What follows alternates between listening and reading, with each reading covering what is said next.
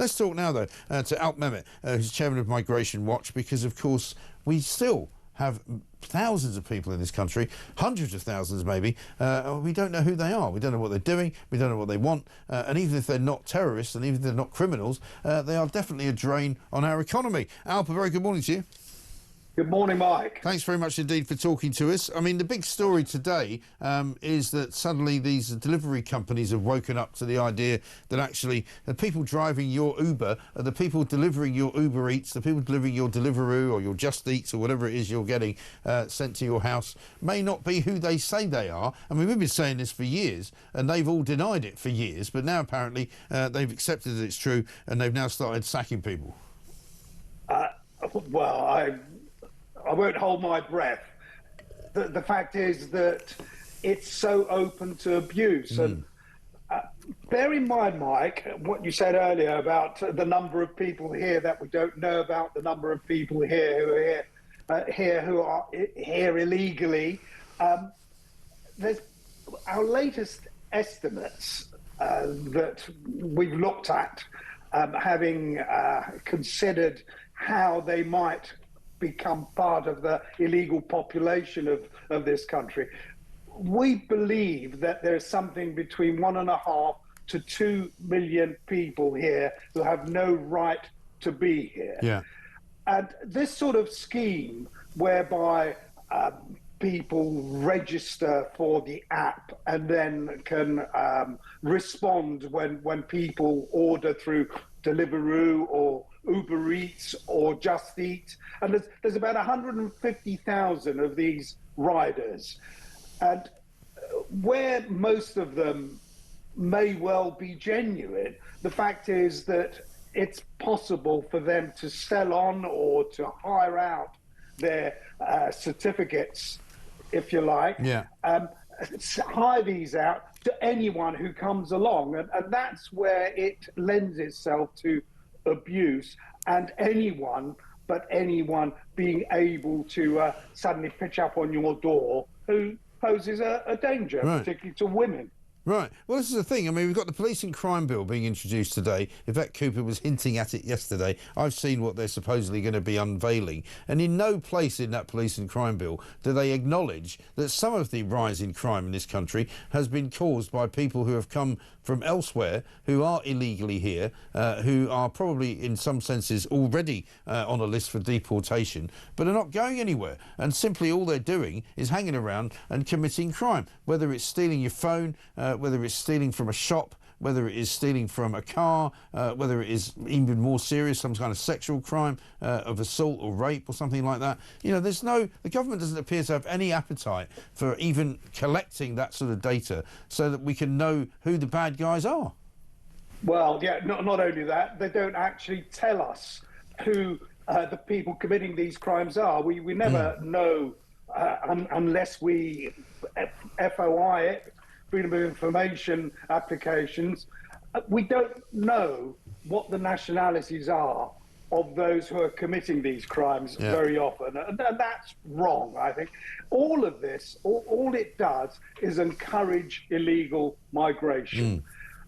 People who pay a lot of money to the smugglers who the government is not going to smash. They haven't got a hope in hell's chance of smashing the gangs that help and enable those who want to come here and stay illegally.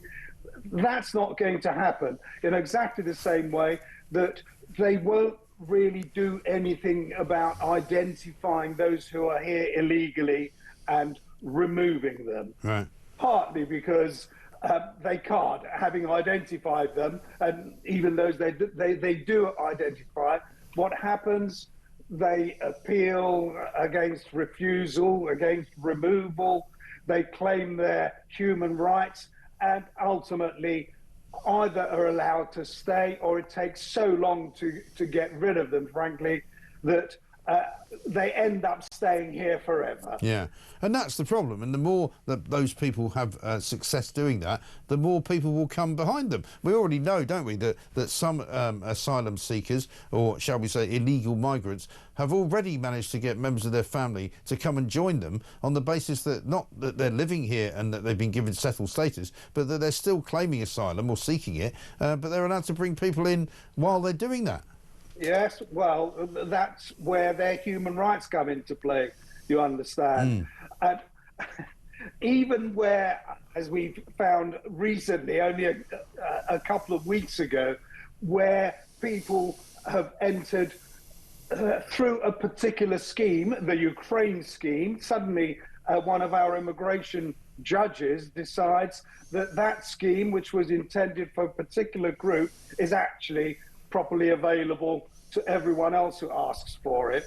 It's just that whole system is so open. It's so open to abuse that all it does is encourage people to come here, and encourages the smugglers who are not going to be caught to get a lot of money, make themselves very rich from charging huge amounts to get people here illegally.